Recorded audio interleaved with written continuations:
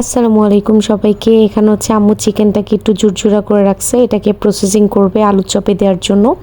চিরা ভিজানো হয়ে গেছে, এর মধ্যে আমি একটু রুই মাছ রান্না করে ফেলছি। আম্মু আবার চুলায় টমেটোর টক করতেছে, মানে মাত্র বসাইছে। এখানে হালিমের জন্য আম্মু প্রিপারেশন নিচ্ছে, হালিম ভিজায় রাখা হয়েছে। আমি শাক রান্না করলাম আমার আব্বার জন্য, ডাঁটা শাক, আর একটু গরুর মাংস কষায় রান্না করব, এটা একটু মাখায় রাখলাম।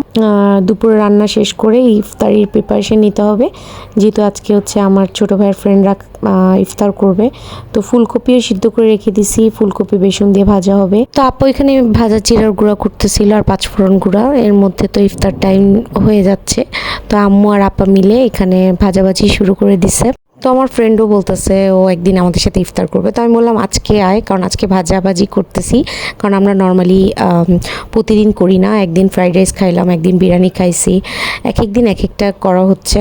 তো আজকে যেহেতু অনেকদিন পর করলাম, তো ওকে বলছি আজকেই চলে আয়। তো ইফতারে কিছুক্ষণ আগে সুরার একটা ড্রেস অর্ডার করেছিলাম অনলাইনে, তো সেটা এখন দিয়ে গেল। আর এই পেজে আরেকটা ড্রেস অর্ডার করেছি, তো তাদের শিপমেন্ট আসবে হচ্ছে 12 তারিখ। আমি হাতে পাবো ঈদের 2-3 দিন আগে। তো যাই হোক, এখন সবাই ইফতার করতে বসছে, আর 5 মিনিট পর আজান দিয়ে দিবে। তো আরফিন আসছে, শাওন আসছে, আমার ফ্রেন্ড শান্তা আসছে।